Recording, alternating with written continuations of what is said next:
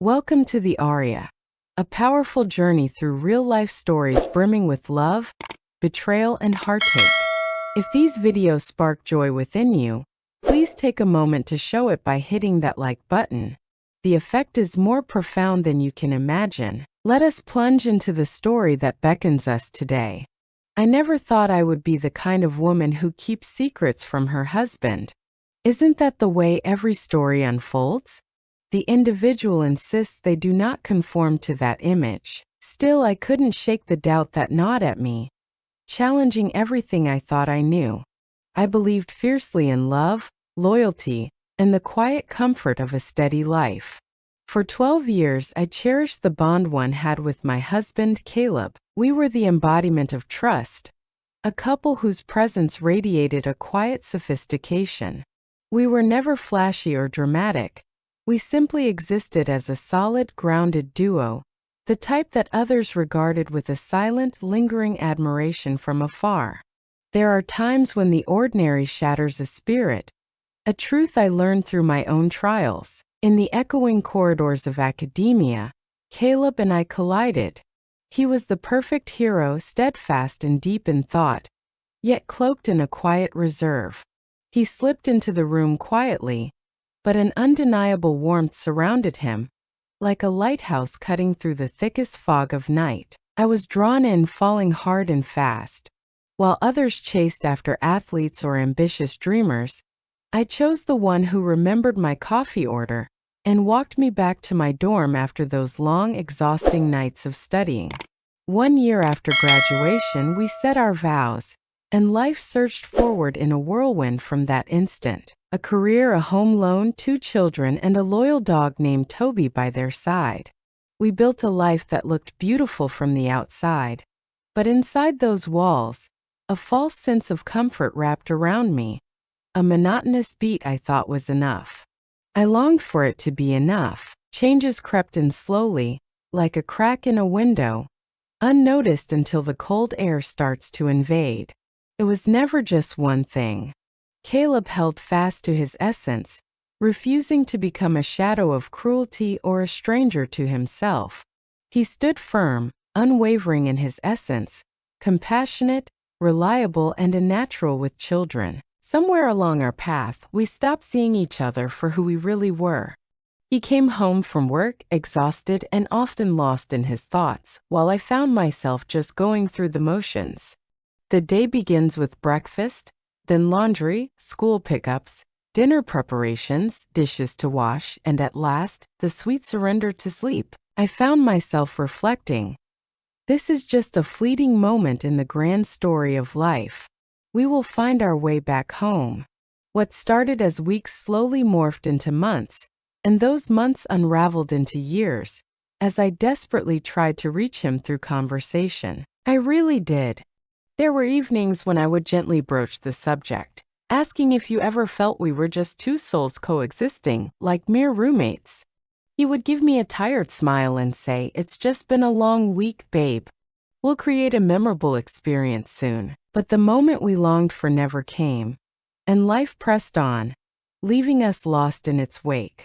Then came the assembly of passionate literary souls.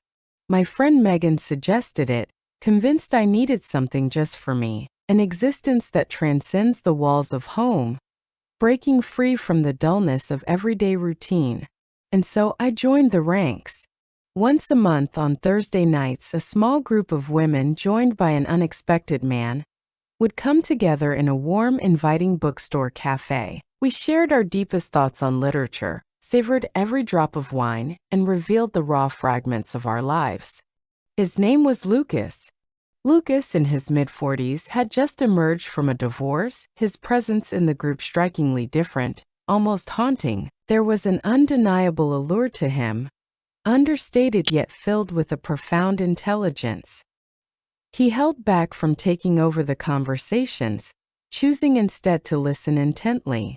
He shared profound thoughts on the literature we delved into, occasionally touching on the very essence of existence. He didn't possess the playful charm expected, but there was something in his gaze that revealed a deep, sincere focus, as if he hung on every word spoken.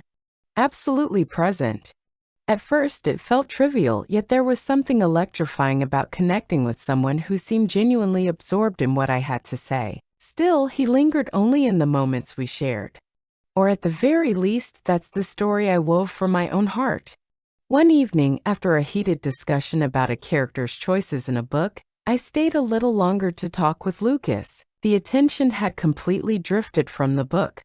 It centered on life, on the essence of marriage, on the feeling of slowly disappearing into the shadows. He held back, choosing not to push or intrude. He took in every word, feeling their weight deeply. That created a haunting theme. Every book club meeting ended with a quiet, powerful exchange that hung in the air. All is as it should be. Absolutely nothing that could be seen as suggestive. Yet, an undeniable feeling stirred beneath the surface, like a seed pushing through the soil, yearning for the light. I held back Lucas's name from Caleb. It wasn't tied to a single moment. Instead, I realized that the reasons behind it all would be hard to express. Amidst the chaos of meetings, my mind wandered to Lucas. With each passing day, my longing for Thursdays intensified, not for the books or the wine, but for the chance to feel truly seen again. On a Thursday, the rain poured relentlessly. A storm raged outside, fierce and unrelenting. Lucas, with a kindness that pierced through the chaos, offered to drive me home, my car abandoned across the street. My lack of an umbrella a stark reminder of my oversight. Its simplicity felt almost sacred. As I slipped into the passenger seat beside him, an unexpected stillness wrapped around us. How hauntingly serene. The back is empty of car seats. He left no snack wrappers behind, a silent testament to a life that demanded his every moment. He asked, "Do you ever crave silence?"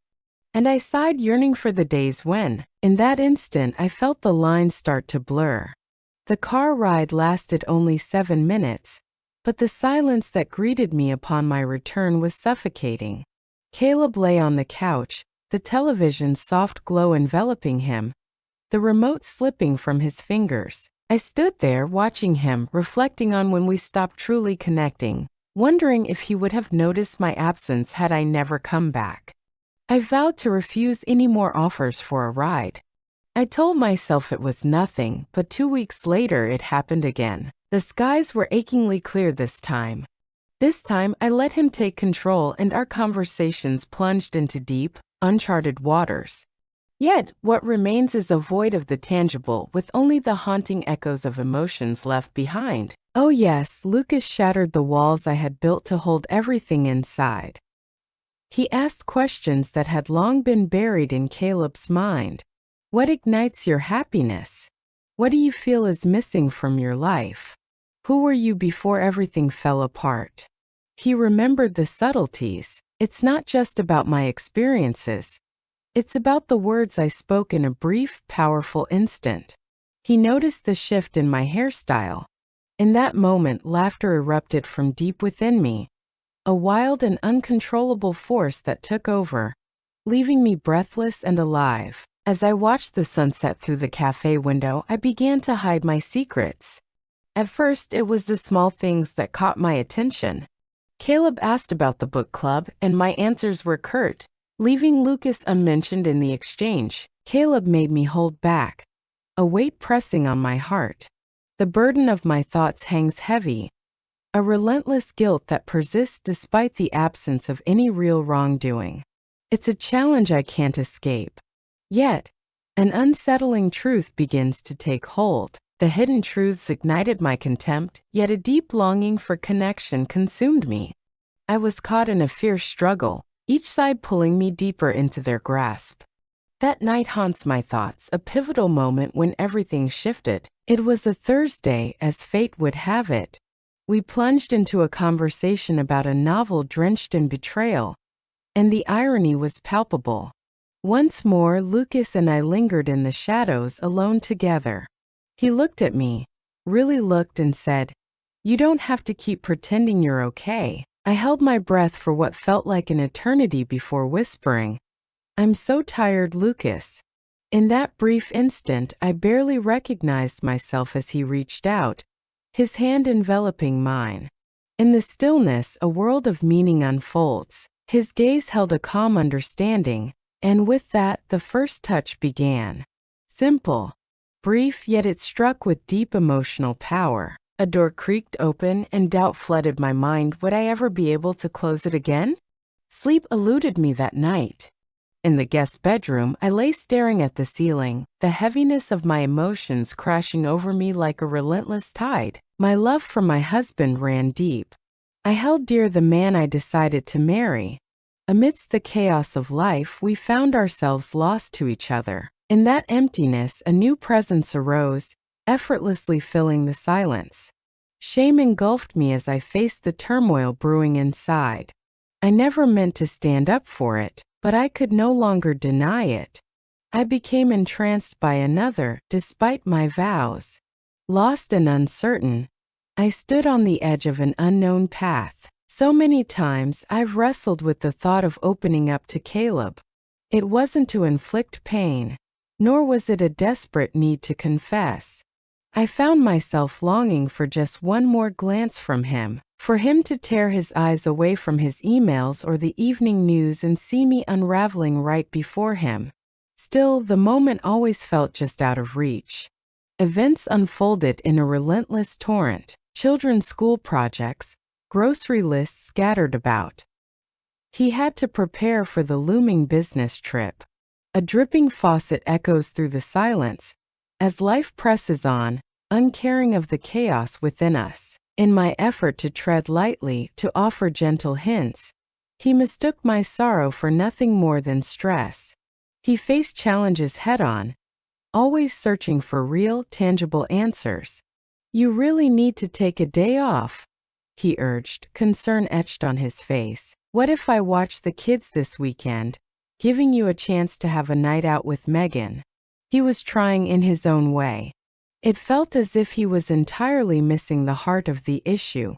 Meanwhile, Lucas was transforming into something far more significant than just a fleeting shadow in my Thursdays. In that instant, a message from him pierced through the silence. Simple threads weave a narrative, echoing the book we delved into or inviting my thoughts on a pressing issue.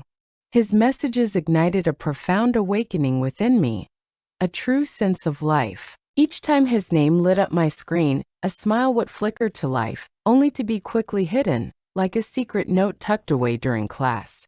One afternoon, after dropping the kids off at a birthday party, I parked a few blocks away and sat in my car, lost in thought. Returning home was the last thing I desired. The kitchen counters sagged under a mountain of dishes, laundry baskets overflowed, and vacuum lines cut through the carpet like scars. Caleb's misplaced confidence that everything was fine only deepened my unease. Lost in thought, I stared intently at the dashboard. In a surge of emotion, I pressed Lucas's number without a second thought. He answered on the second ring. "Greetings," I said, my voice trembling just a bit. "Can you spare a moment?" A heavy silence hung, thick with unspoken words. He asked, his voice laced with concern. "Are you okay?" I nodded, but he was completely unaware of my silent acknowledgement. "I'm lost in doubt. Right now, I don't crave solitude." He beckoned me to come over. He lived in a small apartment above a flower shop, right in the bustling heart of downtown. It was devoid of romance and drama, simply clear and unembellished. In the stillness, I held back, choosing not to step inside. We sank onto a bench by the entrance, coffee in hand, watching the stream of lives unfold before us. The chill lingered, but it couldn't touch me. Our words wove through the mundane and the deep, igniting something within. He held back, resisting the urge to press forward. He never did, and that was part of what made being with him feel so effortless.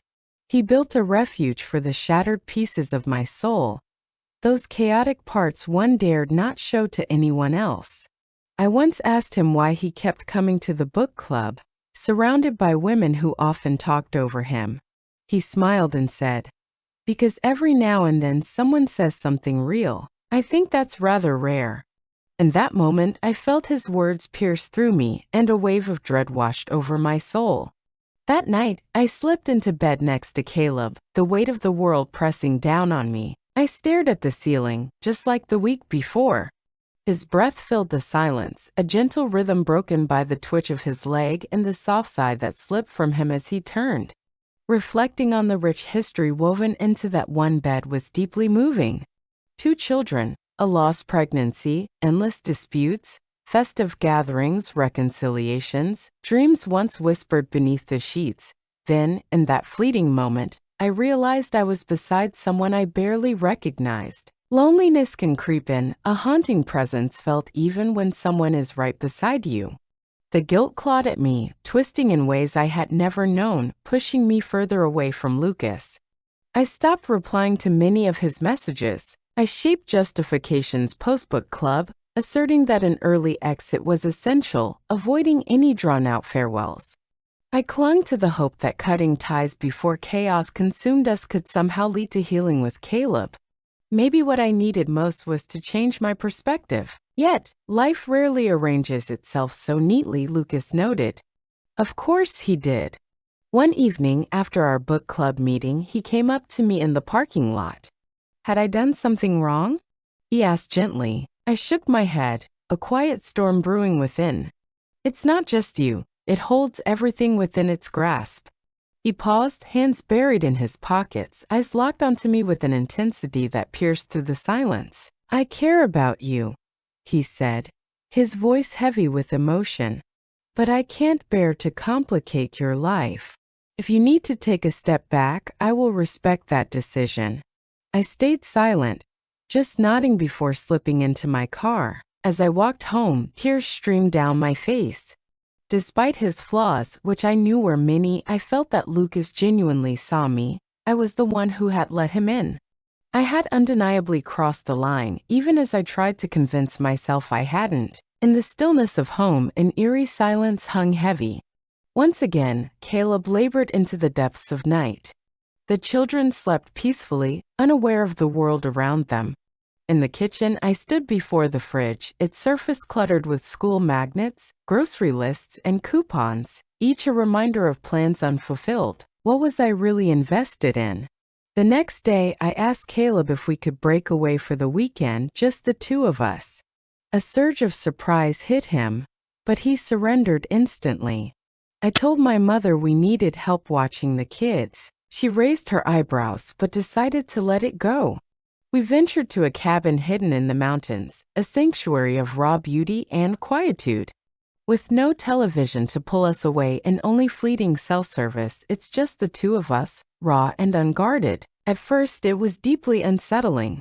Words escaped us, leaving a void where connection once thrived, stripped of the solace our routines provided.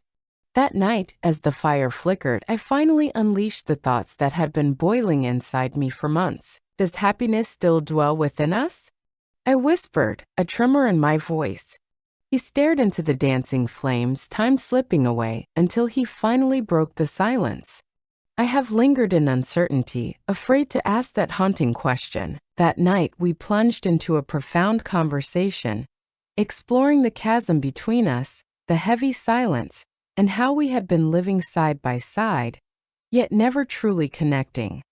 He admitted to being overwhelmed at work, gripped by the fear of losing his job.